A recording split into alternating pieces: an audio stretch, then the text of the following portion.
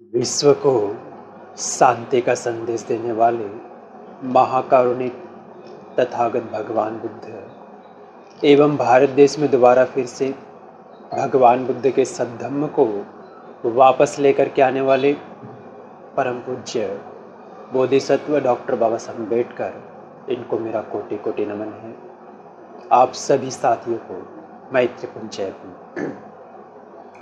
आज हम माता यशोधरा की पारमिताओं के बारे में जानेंगे। जिस प्रकार से बुद्धत्व प्राप्त करने के लिए हमारे शास्त्रा ने तथागत भगवान गौतम बुद्ध ने 4 असंख्य 1 लाख कल्प तक पुण्य पारमिताओं को पूरा किया और बुद्धत्व को प्राप्त किया, उसी प्रकार माता यशोधरा ने भी उनका साथ देते हुए पूरे 4 असंख्य 1 लाख कल्प तक अपनी पुण्य पारमिता को पूरा किया और उनकी पत्नी बनी। ये उस समय से इनका संबंध चालू होता है।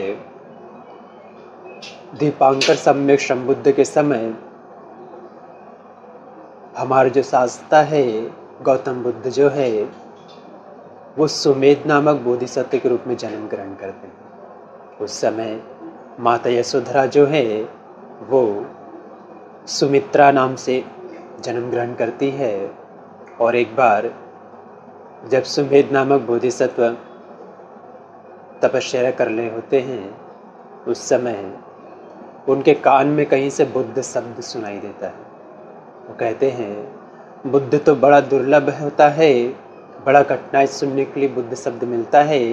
बुद्ध किधर से सुनाई आ रहा है, उस दिशा में चलने लगते हैं। जाते हैं तो देखते हैं एक गांव में बहुत ज़्यादा गांव को सजाया जा रहा है।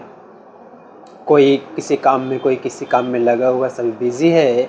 तो सुमित बोधिसत्व जो है वहाँ किसी से पूछते कि क्या बात है, किस लिए गांव को इतना सजाया जा रहा है। तो वहाँ के गांव वाले कहते हैं आज दीपांकर सम्यक संबुद्ध जो है हमारे गांव में आने वाले हैं, इसलिए उनके स्वागत के लिए आज इस गांव को सजाया जा रहा है। तो सुमित बोधिसत्व कहते हैं ठीक है, मुझे भी कोई काम दे दीजिए जिससे मैं भी उनके स्वागत के लिए इस गांव को सजाने में अपना सहयोग प्रदान कर सकूं। तो उसे एक रोड में एक कीचड़ भरा होता है, नाली भरी होती है, उसको साफ करने के लिए, उसको बंद करने के लिए काम दिया जाता है।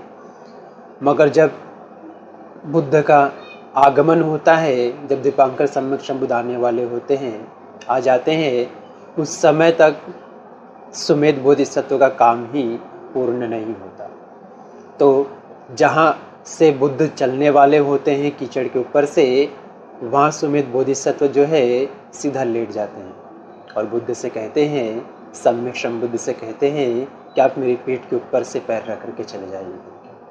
उसकी ऐसी दृढ़ता को देखते हुए, श्रद्धा को देखते हुए, उसके मानस में ऐसी चित्त में ऐसा विचार आता है कि मैं भी ऐसा सम्यक संबुद्ध बनूं। इसकी भावना को देखते हुए वो कहते हैं कि आज से 4 असंख्य 1 लाख कल्प के बाद में गौतम सम्यक संबुद्ध के नाम से तुम बनोगे, ऐसा उनका भविष्य कथन कहते हैं। उस समय सुमित्रा 8 कमल के फूलों से दीपांकर बुद्ध की पूजा में लेकर के आती है। 5 कमल के फूलों से इन्हीं शास्त्रा की ओर से दीपांकर बुद्ध की पूजा करती है कि इनका जो मनोरथ है वो पूर्ण हो। और 3 कमल के फूलों से अपने लिए मनोरथ करती है कि मैं हर समय इनकी साथी बनूं, इनकी पत्नी बनूं, और जब वो बुद्धत्व प्राप्त करे उस समय मैं भी इनके संग में सम्मिलित होकर के परिनिर्वाण को प्राप्त करूं। इस प्रकार से माता यशोधरा ने अपनी पुण्य पारमिता को पूर्ण किया और पूरे 4 असंख्य 1 लाख कल्प तक संसार में संचरण करते हुए वो बोधिसत्व की पत्नी बनी।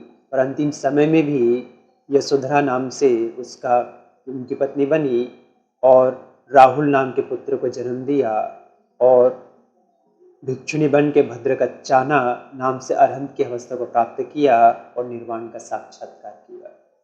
भवतु सर्वमङ्गलं रक्षन्तु सर्वदेवता सर्वबुद्धानुभावेन सदा शुद्धि भवन्तु ते।